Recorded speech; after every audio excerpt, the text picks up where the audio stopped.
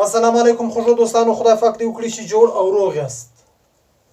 خوږو دوستانو، ډیر وخت بعد بیا ستاسو په درانه حضور کې یو ویډیو کوم. خدای پاک دې وکړي چې ستاسو خوښ وي.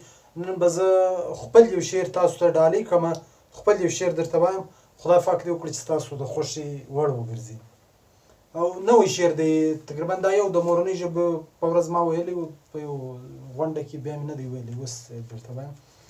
وایي خوښه مو نه ده، وایي خوښه مو نه ده چې نور یو سو لر و بر پښتنو، خوښه مو نه ده چې نور یو سو لر و بر پښتنو، د کندهار، کوټي، کابل او پېښور پښتنو زموږ له جنګونو نړیوالو کاروبار جوړ کړی، زموږ له جنګونو نړیوالو کاروبار جوړ کړی، ځکه یې موږ یو اخته کړي تل په شر پښتنو.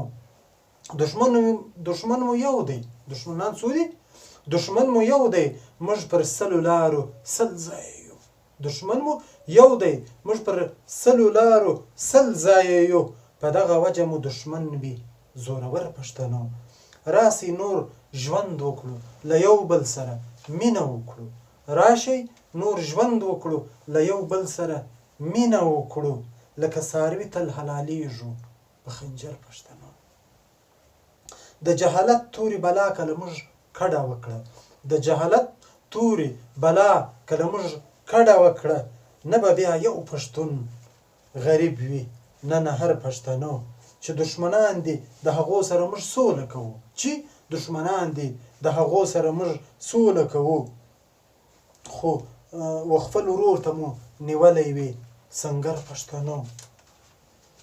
د نړیوالو د وسلو بازار وي ګرم هر وخت، د نړیوالو د وسلو بازار وي ګرم هر وخت، موږ په خپل ورونو باندې وژني ناخبر پښتنو. څوک مې دوستان څوک دښمنان دي موږ یې ښه پېژنو، څوک مې دوستان څوک دښمنان دي موږ یې ښه پېژنو. موږ پر دې لار وکړ 40 کاله سفر پښتنو.